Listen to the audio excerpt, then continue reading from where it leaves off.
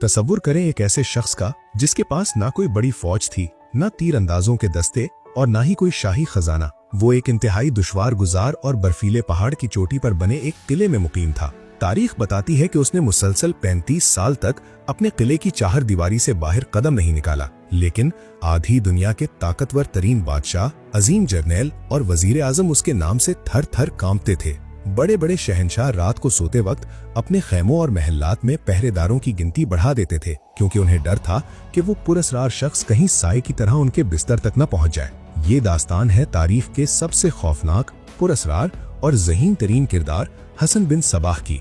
एक ऐसा शख्स जिसने जंग का तरीका ही बदल दिया और दुनिया की सबसे पहली और मुनज़्ज़म खुफिया कातिल तंजीम हशाशीन यानी ऑर्डर ऑफ असैसिन्स की बुनियाद रखी। हसन बिन सबाह ईरान के शहर कुम में एक इस्ना अशरी शिया खानदान में पैदा हुआ, लेकिन बाद में वो रे मुंतकिल हो गया।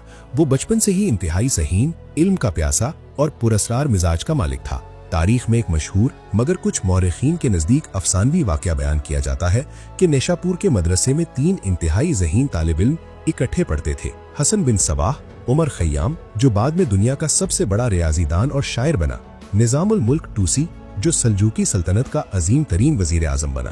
कहा जाता है कि इन तीनों ने बचपन में आपस में अहद किया था कि हम में से जो भी जिंदगी में सबसे पहले बड़े मुकाम पर पहुंचेगा वो बाकी 2 की मदद करेगा। जब निजामुल मुल्क वजीर आजम बन गया तो उसने उमर खय्याम को रसदगाह और वजीफा दे दिया और हसन को दरबार में आला ओहदा दिया। लेकिन हसन की जहानत और तुमूह इतना ज्यादा था कि निजामुल मुल्क को उससे खतरा महसूस होने लगा और महल की साजिशों के बायस हसन को दरबार से निकाल दिया गया। यहीं से हसन के दिल में निजामुल मुल्क और सल्जूकी सल्तनत के खिलाफ एक ना बुझने वाली आग भड़क उठी। हसन बिन सबाह दरबार से निकलने के बाद इस्माइली यानी फातमी अकीदे से मुतासिर हुआ। वो मजीद इल्म और ताकत की तलाश में मिस्र, काहिरा चला गया, जहां फातमी खिलाफत कायम थी।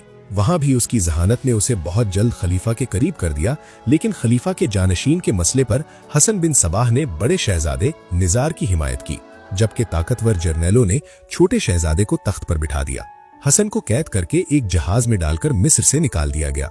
रास्ते में एक खौफनाक समुद्री तूफान आया। जहाज का अमला मौत के खौफ से रो रहा था, लेकिन हसन बिन सबाह इंतहाई सुकून से बैठा था। जब उससे पूछा गया कि तुम क्यों नहीं डर रहे, तो उसने मुस्कुरा कर कहा कि हमारा जहाज नहीं डूबेगा, क्योंकि मेरे जिम्मे अभी एक बहुत बड़ा काम बाकी है। तूफान वाकई थम गया और हसन बिन सबाह ईरान के साहिल पर उतरा। अब वो निजारी इस्माइली तहरीक का सबसे बड़ा दाई बन चुका था। हसन बिन सबाह जानता था कि सल्जूकी सल्तनत की लाखों की फौज से वो खुले मैदान में नहीं लड़ सकता। उसे एक ऐसे गढ़ की जरूरत थी जहां तक दुश्मन की फौज न पहुंच सके। उसने एल्बर्स के संगलाख पहाड़ों में एक किला ढूंढ निकाला, जिसे किले अलमौत कहा जाता है। अलमौत का मतलब है इकाब का घोंसला यानी ईगल्स नेस्ट। ये किला इतने बुलंदी पर था कि इस तक पहुंचने का सिर्फ एक ही तंग और खतरनाक रास्ता था। 1090 ईस्वी में हसन ने बगैर खून बहाए कमाल जहानत से इस किले पर कब्जा कर लिया। वो एक दरवेश के भेस में किले में दाखिल हुआ, वहां के पहरेदारों को अपने अकीदे से मुतासिर किया और किले के गवर्नर को 3000 सोने के दीनार देकर किला खरीद लिया। यहाँ से उसने अपनी इस खुफिया तंजीम की बुनियाद रखी, जिसने पूरी दुनिया का नक्शा हिला दिया। हसन बिन सबाह को अब शेखुल जबल यानी old man of the mountain कहा जाने लगा। हसन बिन सबाह का हथियार तलवार नहीं बल्कि खौफ और अकीदा था। उसने अपने पैरोकारों को इस हद तक ज़हनी तौर पर तैयार किया कि वो उसके एक इशारे पर हंसते हंसते मौत के मुंह में कूद जाते। इन जाननिशारों को फिदाइन यानी फिदाइन कहा जाता था। मशहूर इतालवी सयाह मार्को पोलो ने इनके बारे में एक मशहूर दास्तान लिखी है, जिसे कई मौरखीन दुश्मनों का उड़ाया हुआ अफसाना मानते हैं कि हसन बिन सबाह ने किले के पीछे एक इंतहाई खूबसूरत बाग बनवाया था, जिसमें नहरें, फल, शराब और खूबसूरत लड़कियां यानी हूरें थीं। वो अपने नौजवान फिदाइन को हशीश पिलाकर बेहोश करता और इस बाग में ले जाता।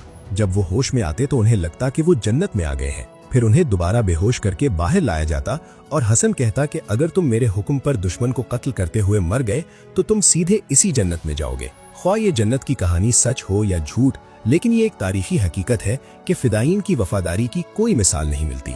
एक बार जब सल्जूकी सुल्तान का एक सफीर हसन बिन सबाह को डराने के लिए किले अलमौत आया, तो हसन ने उसे अपनी ताकत दिखाने के लिए किले की दीवार पर खड़े अपने 2 फिदाइन की तरफ इशारा किया और कहा, नीचे कूद जाओ। पलक झपकते ही इन दोनों नौजवानों ने मुस्कुराते हुए सैकड़ों फीट गहरी खाई में छलांग लगा दी और हड्डियां पसलियां एक करवा लें। सफीर की टांगें कांपने लगीं। हसन बिन सबाह की जंगी हिकमत अमली बहुत सादा और खौफनाक थी। फौज से लड़ने के बजाय फौज के दिमाग को उड़ा दो। उनका पहला और सबसे बड़ा निशाना कोई और नहीं बल्कि वही अजीमुशान सल्जोकी वजीर आजम निजामुल मुल्क तूसी था। अक्टूबर 1092 में हसन बिन सबाह का एक फिदाई सूफी दरवेश के भेस में निजामुल मुल्क की पालकी के करीब गया। उसने इल्तजा की कि वो कुछ मांगना चाहता है। जैसे ही उस बूढ़े वजीर ने हाथ बढ़ाया, फिदाई ने आस्तीन से जहरीला खंजर निकाला और सल्तनत के सबसे बड़े दिमाग के सीने में उतार दिया। ये एक जलजला था। एक खंजर ने वो काम कर दिया जो लाखों की फौज नहीं कर सकती थी। सल्जोकी सल्तनत अफरा तफरी का शिकार हो गई। निजामुल मुल्क और मलिक शाह की मौत के बाद हशाशीन की दहशत इतनी बढ़ गई कि वजीर और खलीफा अपने कपड़ों के अंदर हर वक्त लोहे की जिरह पहने रहते थे। हशाशीन के फिदाईन भेस बदलने में इतने माहिर थे कि वो कभी राहिब, कभी ताजिर और कभी मुहाफिज बनकर दुश्मन के बिल्कुल करीब पहुंच जाते। सल्जोकी सुल्तान अहमद संजर ने किले अलमौत को तबाह करने के लिए एक बड़ी फौज रवाना की। एक सुबह जब सुल्तान संजर नींद से बेदार हुआ तो उसके होश उड़ गए। उसके सरहाने यानी तकिए के बिल्कुल करीब जमीन में एक खंजर गड़ा हुआ था और उसके साथ एक खत मौजूद था। खत में लिखा था, ए सुल्तान, अगर मेरी नीयत तुम्हारे लिए बुरी होती तो ये खंजर सख्त जमीन में गड़ने के बजाय तुम्हारे नरम सीने में गड़ा होता। हमारी तरफ फौजें भेजना बंद कर दो। सुल्तान संजर इतना खौफजदा हुआ कि उसने फौरन अपनी फौज वापस बुला ली और हसन बिन सबाह के साथ अमन का मुआहदा कर लिया। हशाशीन ने जंग किए बगैर ही सल्जोकी सल्तनत की पेशकदमी भोग दी। हसन बिन सबाह की ताकत का राज उसका सख्त तरीन डिसिप्लिन और सादगी थी। वो कोई अय्याश हुक्मरान नहीं था। उसने अपनी पूरी जिंदगी किले अलमौत में सादगी से गुजारी। रातों को जागकर मुताला करता और तंजीमी कामों में मसरूफ रहता। उसके उसूल इतने सख्त थे कि जब उसके अपने बड़े बेटे हुसैन पर एक मुकामी दाई के कत्ल का झूठा इल्जाम लगा तो हसन ने बिना किसी रियायत के अपने ही बेटे का सर कलम करवा दिया। कुछ अरसे बाद उसका दूसरा बेटा मोहम्मद किले के अंदर शराब पीने के जुर्म में पकड़ा गया, जो कि कानूनन मना था। हसन बिन सबाह ने अपने इस दूसरे बेटे को भी मौत की सजा दे दी। उसने दुनिया को ये पैगाम दिया कि मेरे कवानीन मेरे अपने खून से भी ज्यादा मुकद्दस है। 12 जून 1124 को 35 साल तक किले अलमौत से दुनिया की सबसे खौफनाक खुफिया सल्तनत चलाने के बाद हसन बिन सबाह अपनी तबी मौत मरा। मरने से पहले उसने अपने बेहतरीन साथियों की एक कौंसिल बनाई ताकि तहरीक चलती रहे। हसन बिन सबाह मर गया, लेकिन उसकी बनाई हुई हशाशीन तंजीम अगले 150 साल तक कायम रही। यहाँ तक कि सलेबी जर्नैल और यूरोपी बादशाह भी उनका नाम सुनकर कांपते थे। यूरोपी जबानों में आज भी सियासतदानों के पुरअसरार कत्ल को असैसिनेशन यानी असैसिन कहा जाता है, जो इसी तंजीम हशाशीन असैसिन से निकला है। उनकी दहशत का ये तिलिस्म आखिरकार 1256 में मंगोल तूफान हलाकू खान ने तोड़ा। हलाकू खान की फौज ने किले अलमौत का मुहासरा किया और इस नाकाबिले तस्खीर किले को जलाकर राख कर दिया, जिसके साथ ही हसन बिन सबाह का कायम किया हुआ ये पुरअसरार बाब तारीख के अंधेरों में हमेशा के लिए गर्क हो गया।